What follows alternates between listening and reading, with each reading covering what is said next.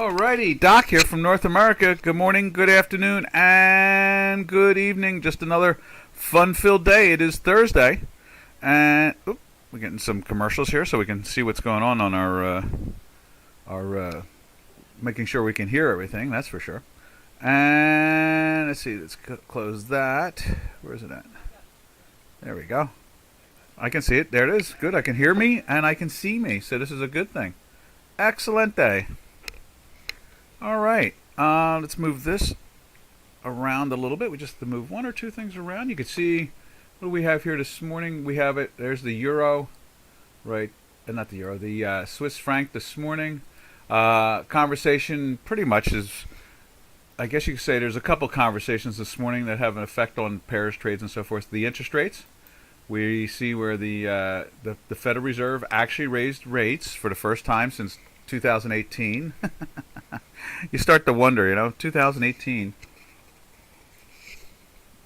as we take a sip of our tea, it's like, are you kidding me? You finally did it again, eh? Arthur Laffer's out there talking about really to combat this type of inflation, we really should see the interest rates go up at least into the 8 or 9 area, but we're not going to see that. That is not going to happen. It's just not part of the whole process.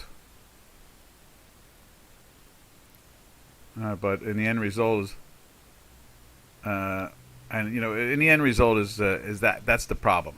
Is that, and at the same time, I'm not too freaked about it. I said that to somebody last night. I keep on saying that this inflation. I think I might have said it yesterday in the webcast. This inflation is more an event from policy than anything else. And the policies are going to get changed. And when Mr. Carter started, it created our inflation. It was policies, of course. It was really poor, bad qualities. It didn't work. Let's put it that way. Just the policies were bad. And at the same time, he compounded it with trying to make delivery of oil more efficient somehow or another around the country, and jammed it all up. And in the end result, we had this inflation. And Mr. Reagan got elected.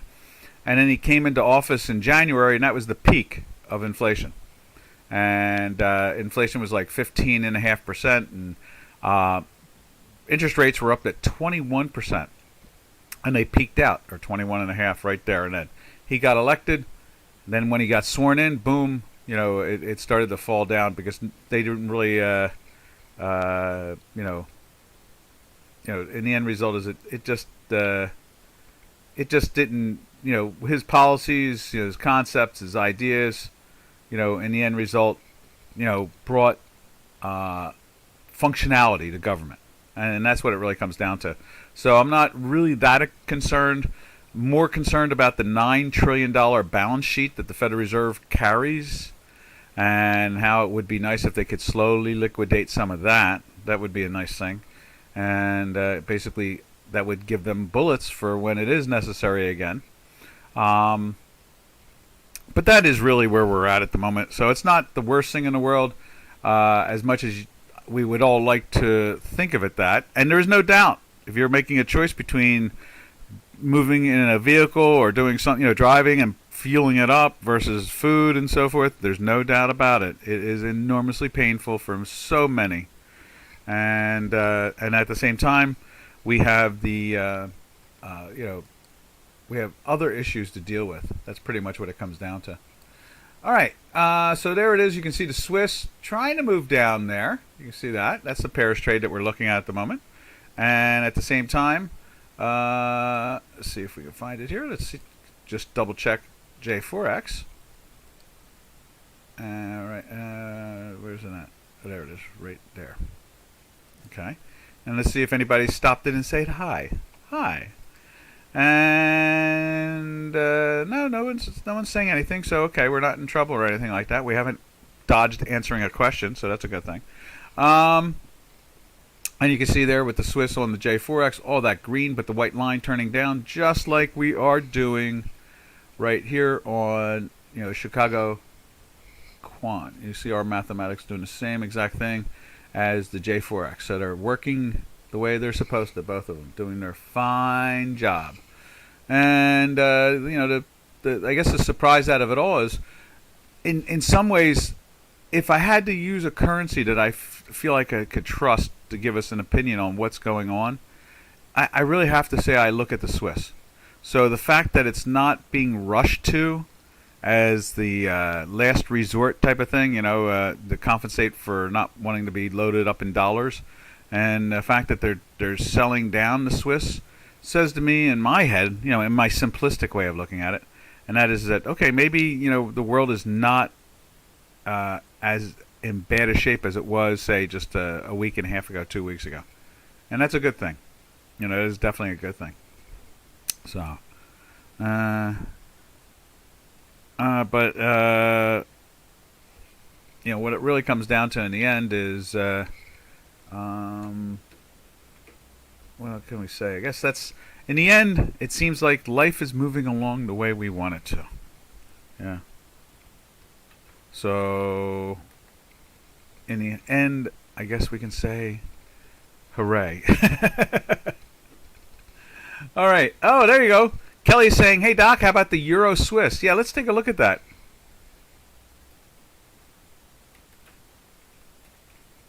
All right, let's tune it in.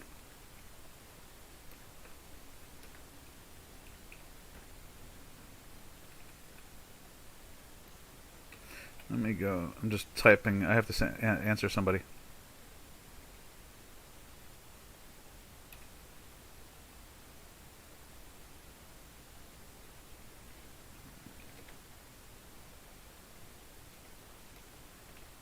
There we go. All right, now there we go. Let's do that. Let's go find the euro and the Swiss. I was thinking of that too. Kelly, I thought the moment I said that about the Swiss and the dollar, I thought to myself, how about the euro and the Swiss? I thought, if Kelly's out there, we may see the question. Euro, Swiss, right? Where's that? There. There's Euro, USD 15 minute. There it is, right there. And you see there, it's been in a buy, holding up pretty well throughout this nice little march up.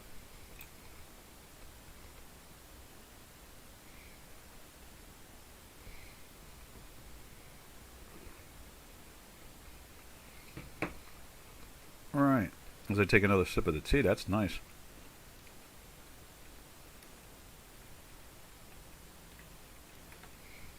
What else can we say? You can see here the weekly is moving up. It's trying. And think about it. Look at this. We went into the sell here on the gas line 3, right? On the weekly. You see the gas line 5 picked up the weakness a lot sooner, right there. And you can see it bottomed out just about as the other one. It went short here, and then it was a very small little down. It was in a daily sell there. We talked about the nuances yesterday about the time manifolds and the difference between when you look at our indicators, the gas line 3 is the 3 like it is right here on the daily, but on the weekly we throw a gas line 3-5 up, or a 5 most of the time, to try to, because of the beta stretching out a weekly volatility. So good. Yeah, it's interesting. It's a very good trending product too. We looked at this. Was it yesterday? We talked about it and used it as an example, looking at the time manifolds. It can be really, really. Look at those distances between the weekly signals. I mean, it goes into a weekly sell back in here in April. What a great product! It keeps you in the right trend for a long while.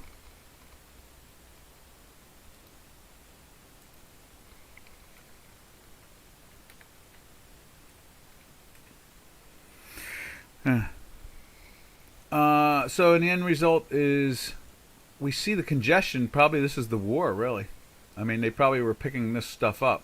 The in and out, in and out. It knew it was coming, and then obviously the attack occurs somewhere around in here, and we see the same thing. Well, just a quick run over to the ruble. See the same thing. I mean, the ruble knew back in here, the same time frame, that it was turning up, because they knew that they were going to do something insane. So And that just spills out of my mouth easily. They were going to do something insane. Mr. Putin definitely looks like he's out of control at this point.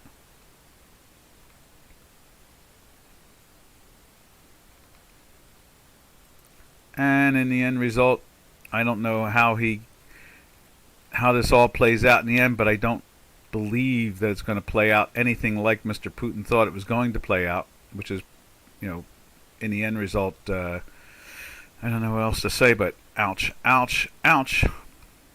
There we go. Now we go to, let's take a look at the euro itself right there.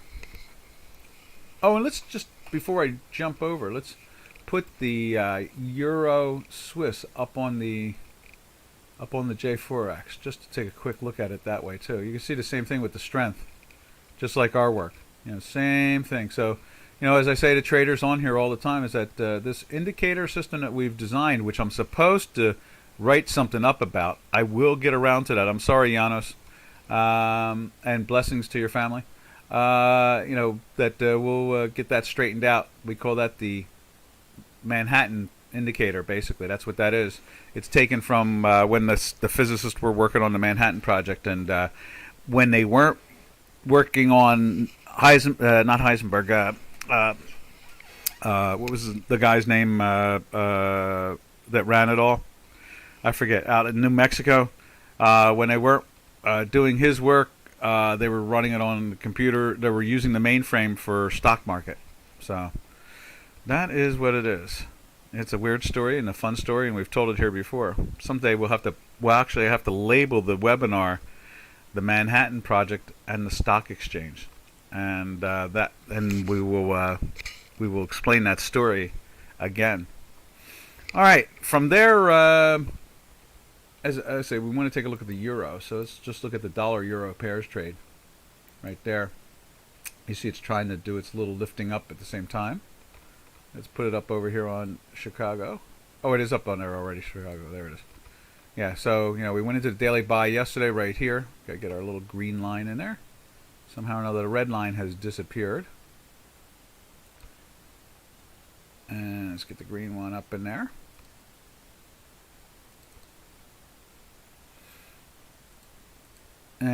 Yeah, as you can see here on the weekly, we have our issues. But at least the 5 now is above the green line, which is always a sign of strength. And at the same time, it's now starting to kiss the negative side of the time manifolds. So that's positive. If we're going to start to see some strength, and you would think if the world is starting to get back to normal, then what will happen is that we will see the euro get back. It's bouncing, as you can see, it's bouncing off its long extended range right there. This is the channel that we've been watching. Oh my God, Netflix has a movie out on Zelensky. They're advertising it right here on the financial channel right now. To America, audiences select start is the country's president after Citizen Break is creating. How about that? They've created a looks like a movie on Ukraine president. He's walking in a suit, answering a phone, before the invasion. How about that?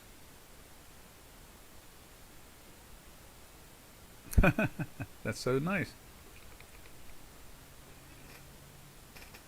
They're saying something about the newfound fascination with Zelensky is nothing shorter than heroic. I agree. Oh, it's a TV show, no less. It's a TV show on Netflix, not a movie.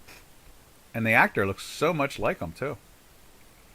Oh, my God. So they're going to have a TV show live, and the symbol is a Molotov cocktail. Oh, my God. Isn't that something? How fast things move in our times, Well, look at it. Here we are trading. We don't have the exchange floors anymore. 20 years ago, I'd be screaming and yelling on a trading floor somewhere, or maybe a little bit longer than that at this point. But I was on a seat 20 years ago at this time. So hence to me not knowing it. But anyway, that's the way it is. Times have changed. The speed of information is dramatic. And so now, because the country, the world has gotten captivated by this man, they're making, oh God, how about that? Lego is making a Lego Zelensky. Oh my God, things are really exploding in real time, no less. It's like our webinar. Our webinar is always real time. Isn't that funny? All right, from there, you see the euro against the dollar. So let's take a look at the British pound, see if that's starting to do the bounce also at the same time. Right there. And right there. There we go. We got them up on both. You can see the strength kicking out there. And you can see it went into a daily buy also yesterday. Let's put that in. Right there. And it tried to stay underneath the channel. We made a big thick line for the bottom end of the channel, and you see it there, how it didn't bounce like it had done before off of this area here, right there. So now you see it's trying to bounce right here, and that is what it is. You know, the dollar is not being run to so fast anymore, thank goodness, and the Swiss is not being chased after so much, thank goodness, in some ways. I guess in the end result is that's it's a sign of something positive occurring, and that's we're hoping for that, because people are getting hurt from this whole mess. See, they bombed a children's center or something, and had writings all over the place saying children in Russian. They are out of control. Okay, now Turkish lira time.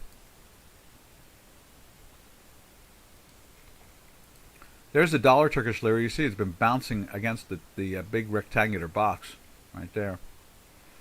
It's trying to get into the buy there today. We'll see how that plays out. You can see it's still staying in this weekly right there. But at least it's not doing the crazy wild flying all over the place anymore. It's calmer. And then over on J4X, let's put in right there the Euro Turkish lira right there. Okay, and then we'll put it up on here. Right there. And that's having a problem getting through the box, the big rectangle. So that's a good thing. Oh no, they're showing it again. Where the children marked on that bunker, or a bomb shelter, and it was like a library and it's kind of like a YMCA type of thing with a swimming pool in the basement, and they bombed it. So that's gonna be, and that's gonna be really bad, because if they keep on doing these war crime things, it's gonna just make more people work against Mr. Putin. He's got to stop that if he wants to get out of this at all in a positive way, or at least some type of neutral way. He's got to stop that stuff.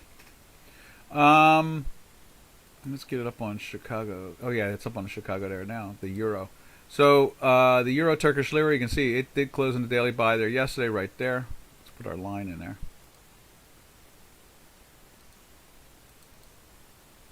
There we are. And at the same time, you see this is now, on a second day there. There's more action trying to get to it. Let's see.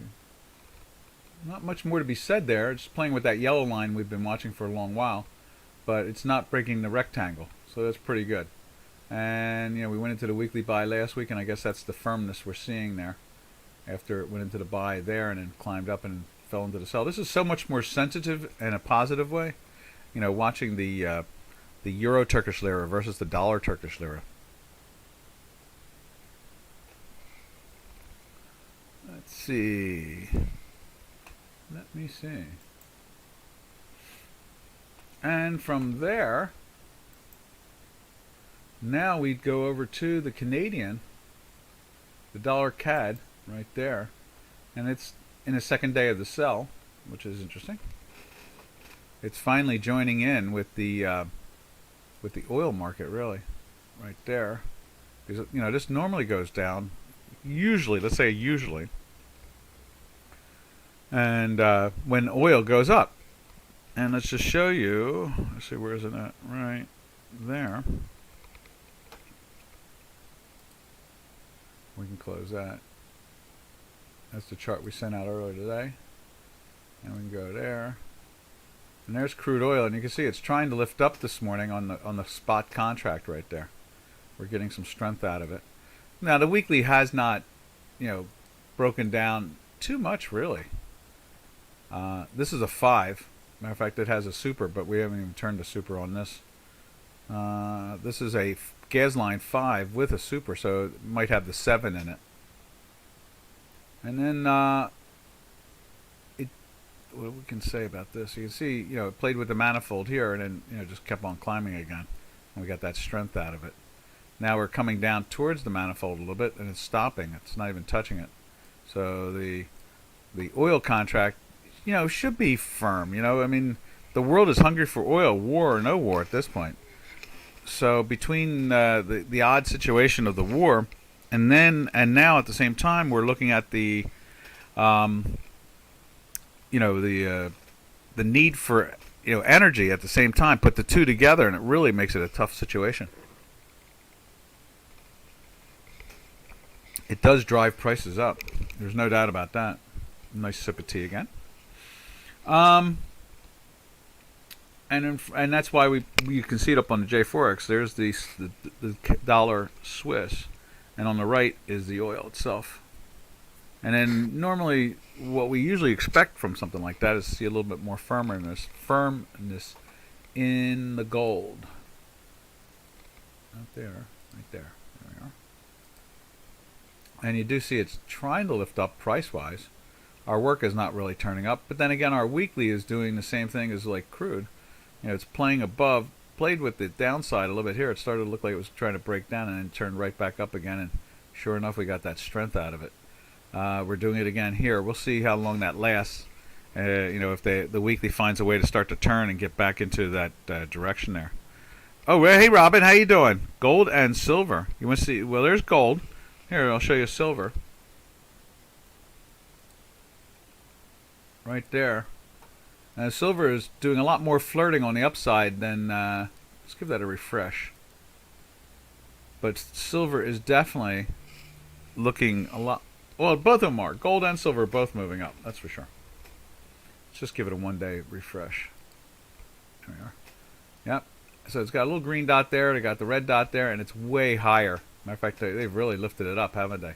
Where it settled yesterday in the 2471 area, and look at that low yesterday of 2455. We saw that as the resistance on the upside for a long while, for 6 months, 9 months, and now it's climbed above it. Now it's become a support right there, that classic support. And you can see the weekly. Look at the weekly, only minus 0.076 now. It just changed to 6, so it's trying to lift up also. Hey George. Let's see, Doc, the gas line 5 on the crude chart is the green signal line on the weekly, for example. Let's go back to crude.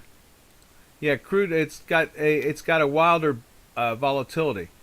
And so what happens, we go with longer signals.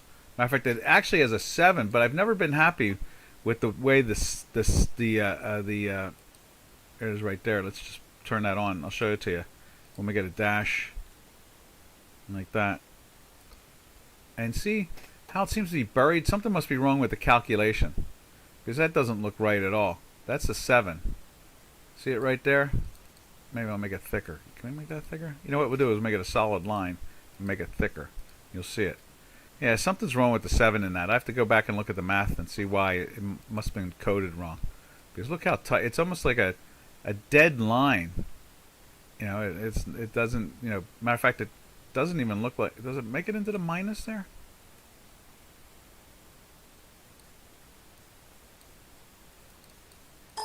Oh, cancel.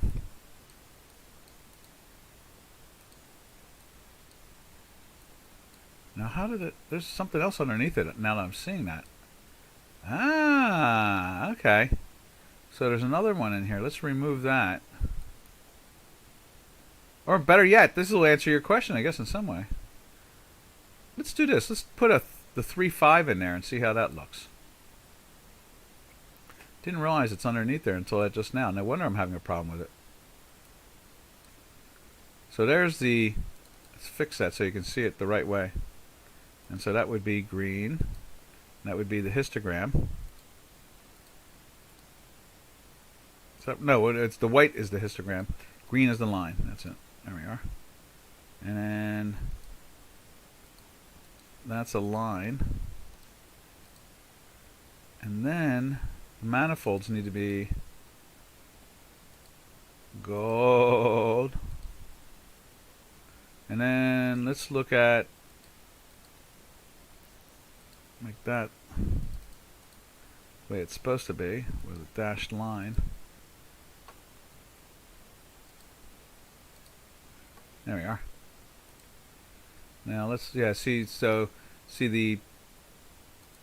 one, and let me just turn this off because something looks wrong with the 7 on this.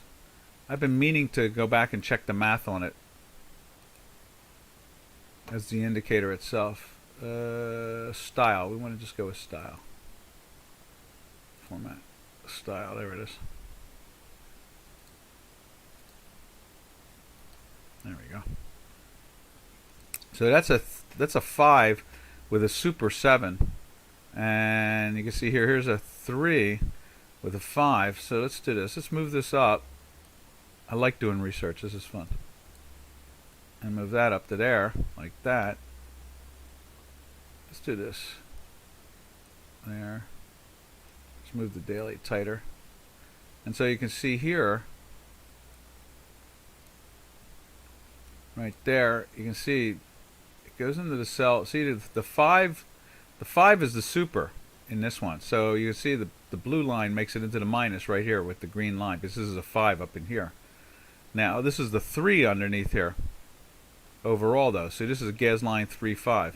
But with I decide, or what justifies always changing around the gas line, you know, from a 3 average to a 5 average to a 7 average, is the volatility of the product itself. So in other words, I use this more on the stocks, because we have stocks that can go totally nuts. You know, they're all the time nuts. You know, much higher betas versus lower betas.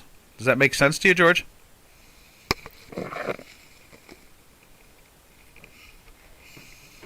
As I take a sip of my tea. And so what you're seeing here is that the 5 is much more accurate for crude oil when it comes to a week-to-week situation. And I was trying to play around with the 7 to see how the 7 reacted. Matter of fact, we can do that right now. Why don't we do this? Is that we'll turn off the 5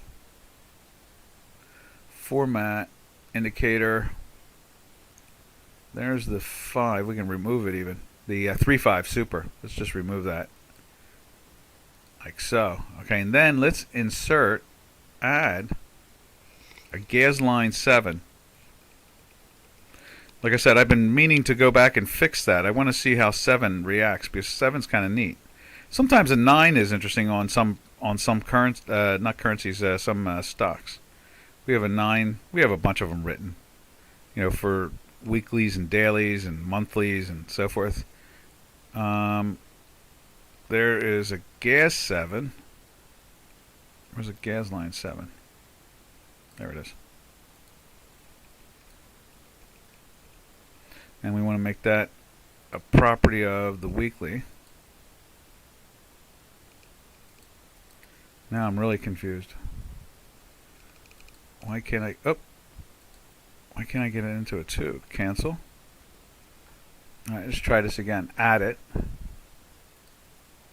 Let's just add the gas line 7. Okay, like that. At the bottom. There's the gas line 7. And that's doing it on the daily. Now I want to change it to the 2. So there it is right there. And there's the weekly. And that's what I was experimenting with. Let me just move the daily back up again like so. And so when I was looking at this a while back, now this is a 7. And as you can see here, the 7, it bottomed with the 5 right there and doesn't get through. It's a little later. And I was looking to see if I could find some, a certain beta. In some ways, it's curious, that I haven't done that research in a long while, because the beta in oil is pretty much always the same. You got to imagine the product went to 0 and then minus. So, but let's see. Let me read your question one more time so I'll make sure I answered you.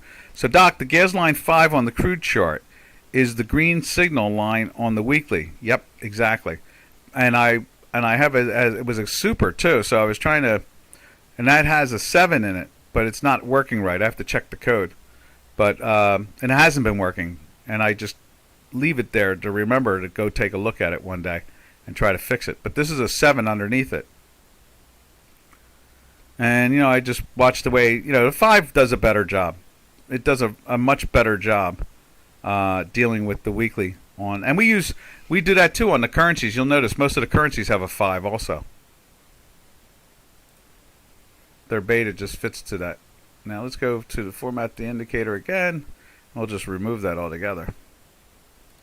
There we are. And then there we are again now. Now we're back to normal. Okay.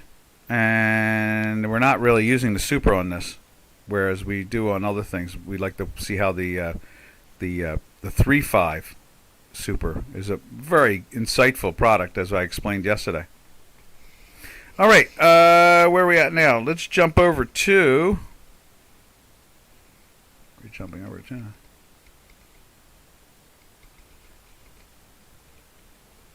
Huh. All right. Let's go to Robin, did you get the silver? Did that fit? All right there. All right. So from there we jump over to. Let's minimize this again. Let's go over to the South African Rand.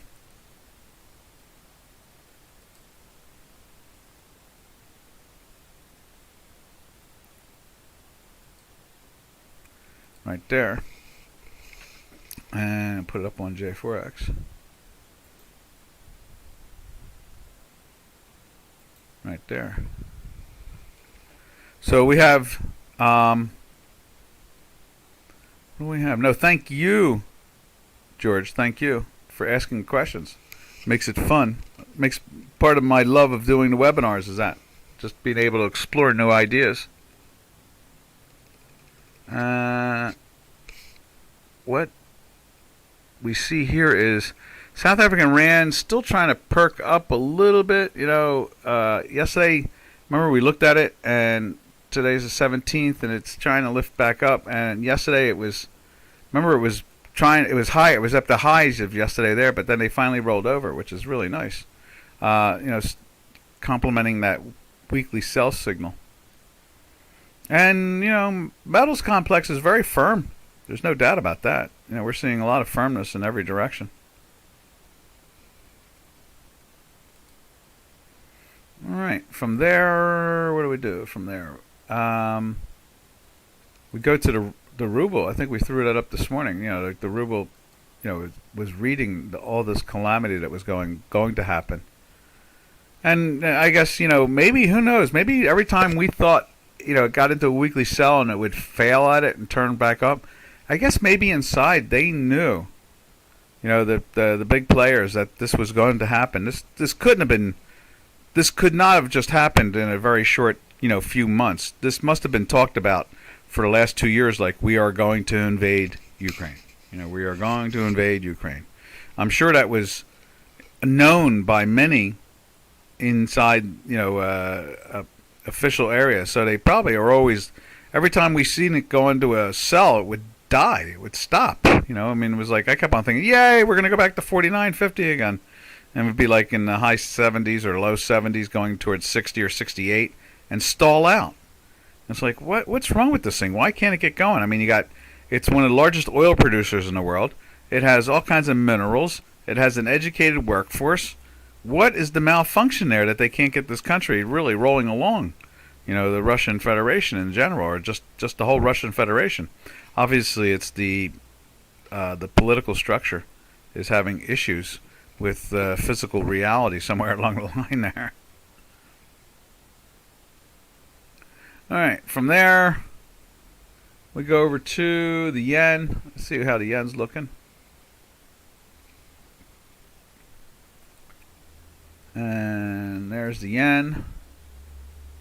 And you can see here, you know, it's ever since we wrote that article, you remember, Robin? That it's taken off. The weekly is happy. You know, everything worked out well there. And that, but I mean, obviously, more yen to the dollar is an inflationary factor. To, you know, takes more yen to buy a dollar. That's not a good thing. You know, that's a bad thing. You know, that's an inflation thing. Let's put it up on J4X there.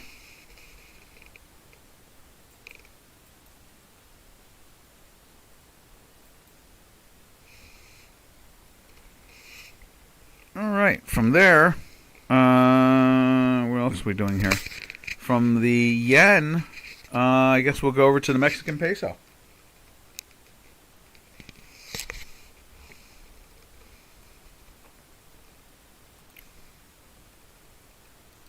Right there.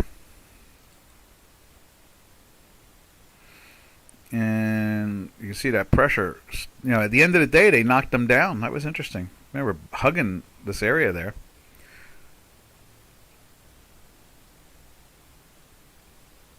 What's it? No video of Ukraine president urging surrender isn't real. It's a deep fake.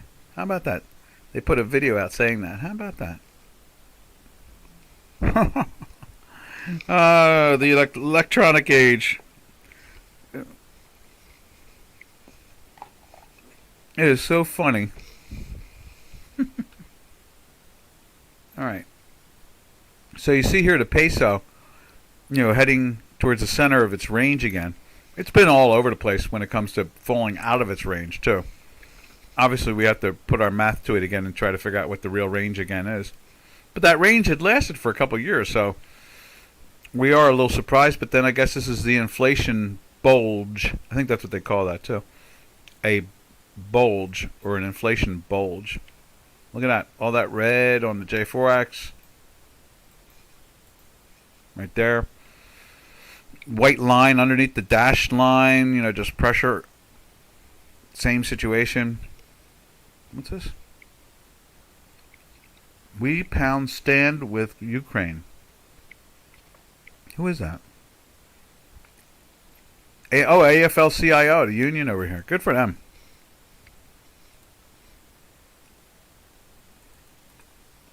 And then let's just slide back and forth a little bit on this So, you know, it played the range really well for a while, and then Mr.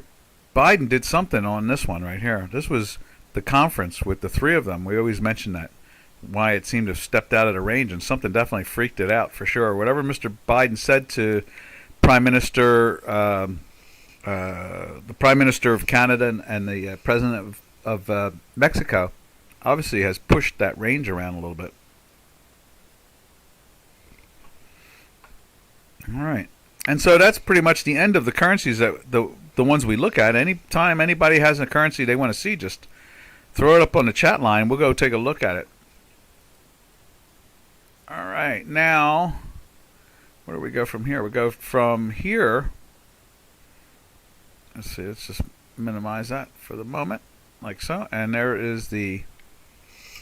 Oh yeah. Well, we can do. We can do the energy sector. Take a look at the energy sector, and then from there we'll go to the metal sector, and then let's look at the stock indices. Unless someone wants to see something, and if they do, then we'll stop what we're doing. We will go check it out. I'm just checking the chat line one more time, making sure I haven't missed anybody.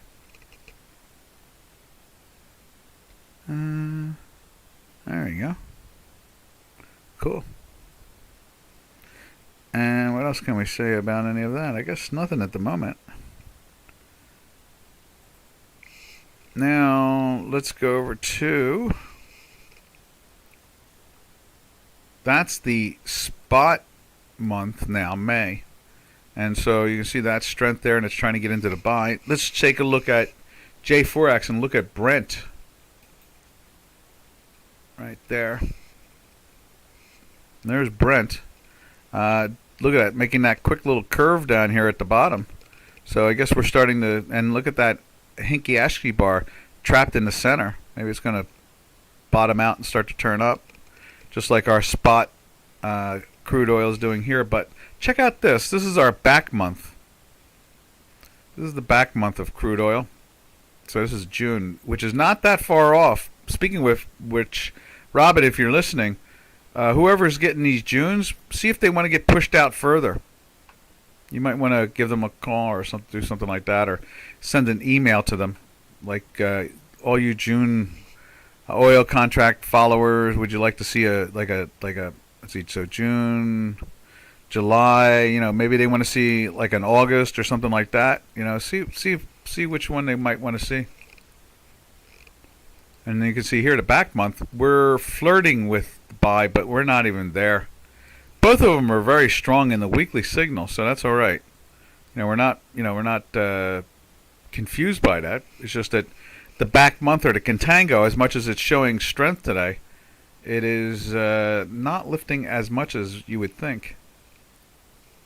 Let's see. Obviously, the front month, the May, is just on the $100 mark there. And then that gas, let's take a look at natural gas. Right there. No, that's not it. There it is right there. And that gas is trying to lift up, but we're still in the sell. And you can see the weekly is trying to break down, but it's not doing too good a job. So it's stuck in that neutral again. Reminds me of the way copper traded for months, where it just was zigging and zagging in a tight range. And let's take a look at natural gas on J4X. We'll show you the U.S. oil cubic foot right there, showing strength. Curving up just like our math there. But we're still in the sell. And this one has pushed it into the buy, which is pretty impressive. Now, that basically says that things are moving slower. I wonder what, let's see. I was going to say, now we see that? There's one, because of the power of it, we use a gas line 7 on that one for the weekly. Now let's take a look at European gas. No pun intended. Where are you?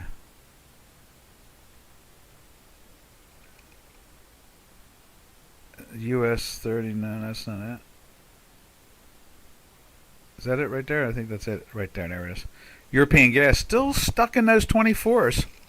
It was up around 31 or 32, but and we saw it in the dollar terms up to 38, 39. But it really isn't doing anything. It just seems to be, it's at the high end of this new little range it seems to have developed. It's big numbers no matter how you cut it. I mean, you got to figure the same amount, same quantity in the United States is trading at basically $4.70, and in Europe it's trading for like almost $25, or was it $24? So what a difference for the same quantity.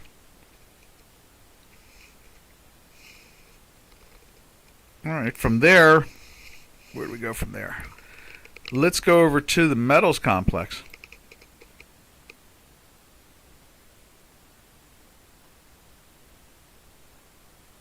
There's the gold again. And there. And touching the weekly is touching the manifold. And then let's see, what else can we say? There is your. Oh, that's the S&P 5, the Dow Jones Industrial Average. And then from there we take a look at the silver. And silver, we've talked about how it's trying to get into that buy. And then let's just throw it up on J4X real quick.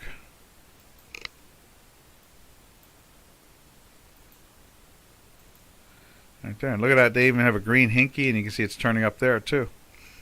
So that pressure is on the silver there. On the upside.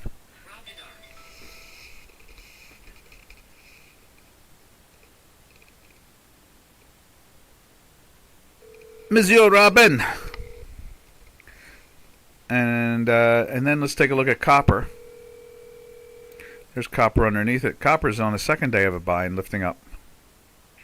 Robin Rosenberg. Well, nothing. Okay. And then what's the next one? We got. Oh, let's put it up on J4X.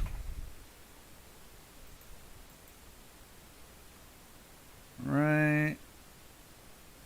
Where is it at? Copper, right there. And copper's on its second day in the green also.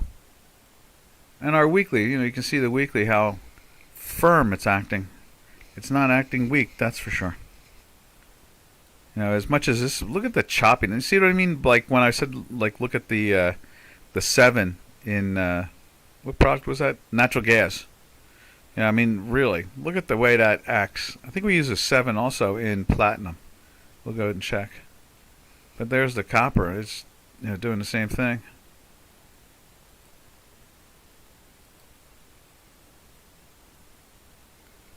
There's platinum April. No, it's using 3.5. We used to use a 7 in there. We pulled. That's right. I guess it became more. Platinum never really was an active product, but it was always trading well over the gold contract.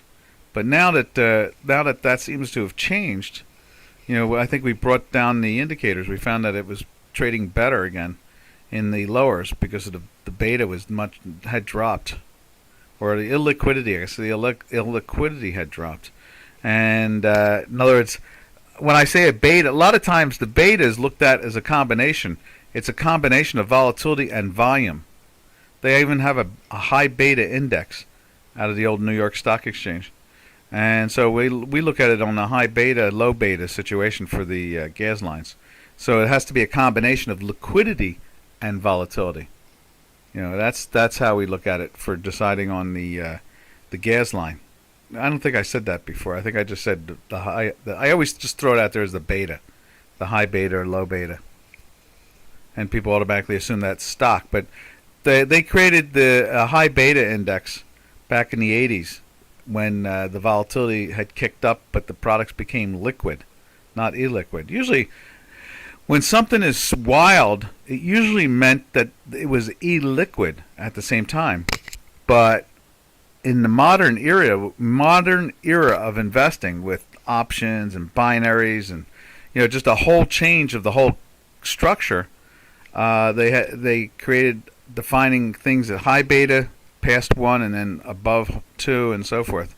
And so it tried to encompass this way they could hedge wild beta stocks. So they created a ETF of it, or an index.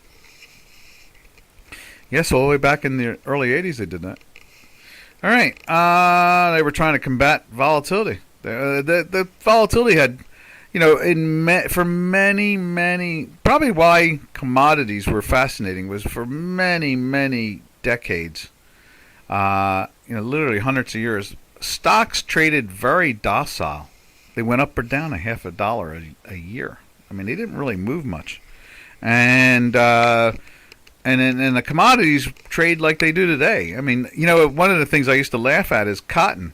Cotton traded at some of the same prices it traded in the 1860s and 1870s after the Civil War, during the Civil War. Because they thought, oh my God, we're not going to have the workforce that we had before, the slave workforce. So, we won't be able to harvest, cotton, and it went through the roof. So I remember when it broke the Civil War record, cotton, back in, I guess it was like the 1980s or early 90s. It broke that, or maybe it was mid 90s. It was probably the mid to late 90s. Now that I say it a third time, it broke the Civil War high value And I remember that. It was like a 100-year high. Can you imagine that? I guess, let's see, 1860 something and 19, let's just round it out to 2000. You're talking a 140-year high. It did something like that. It took out that crazy high. So that's the beta, the liquidity and the volatility put together. High beta stocks versus low. All right. From there, let's see, what are we looking at here? We're looking at, that's the platinum. Yeah, so you can see the platinum's trying to perk its head up after falling from 1,200 down to, what is that, 900 and change? 999. Oh, for 1,000. Okay, so it was a $200 drop. And so that's the way it's rolling there. All right, we'll take a quick look at the stock indices and then we'll get out of here. So there's the Nasdaq 100, or on Dukascopy they call it the Tech 100, and most of Europe and a lot of places that's the official name still. Even here it is, but we don't call it that nickname, and we just call it the NQs or the QQQ. And you can see it's was flirting with a weekly buy, but it hasn't really been able to get there, and it's having issues with the daily buy now as we speak. And then we take a look at the S&P 500 right there.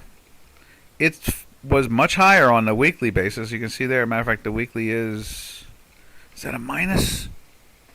That is, no, it's plus by 65, 70 cents, 80 cents, 40 cents, 45 cents. Yeah, just a tad of volatility, traders. I remember the old, like I've said this many a time on this webinar, I can still hear the voices of the old guys at the New York Stock Exchange, the old traders. Oh, they hated the volatility, just hated it. You guys wrecked the market, they would say to me. You wrecked the market. I said, what do I mean I wrecked the market? Trading options.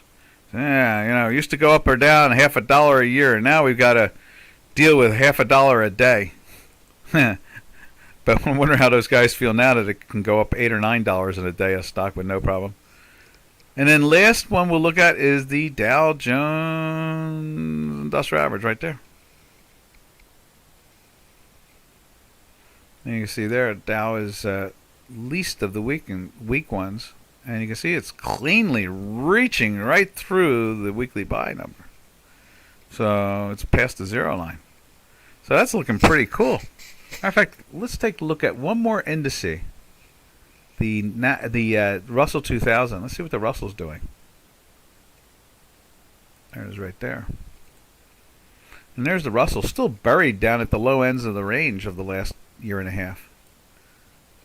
Because, back in November was all-time highs. So you're seeing all-time highs right there. So it was up in the 2400-ish area and has fallen down to the 1900-ish area. It's just hanging out. All right, traders, we're going to get out of here unless anybody has a question. And we got to come up with a title to this too.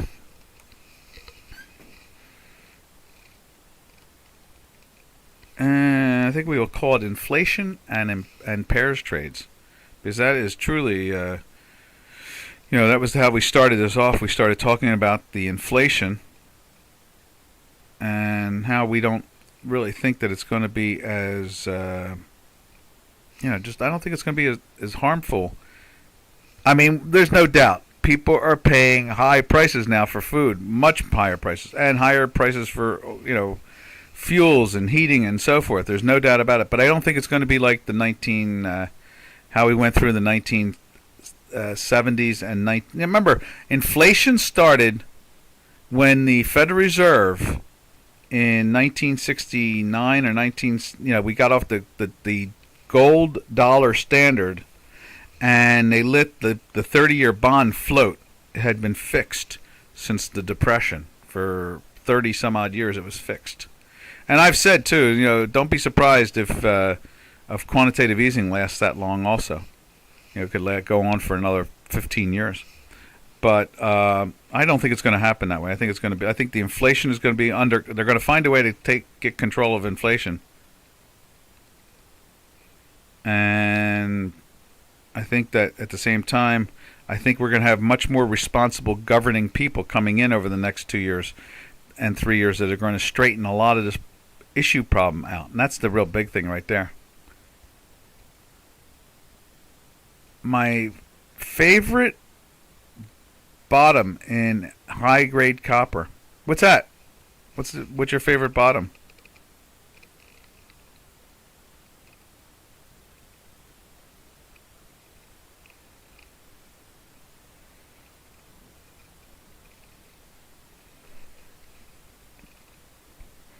I'm waiting to hear what that. Oop.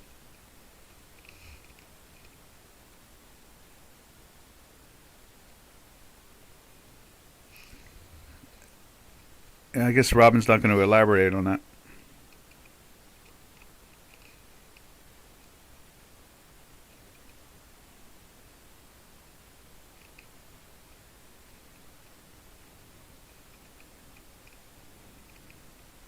All right, we're going to get out of here then.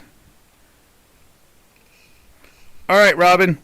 We're going to get out of here, so happy trails to you until we meet again. That'll be Friday, TGIF. Happy trails to you, to all our trading friends. Take care, traders. Arrivederci.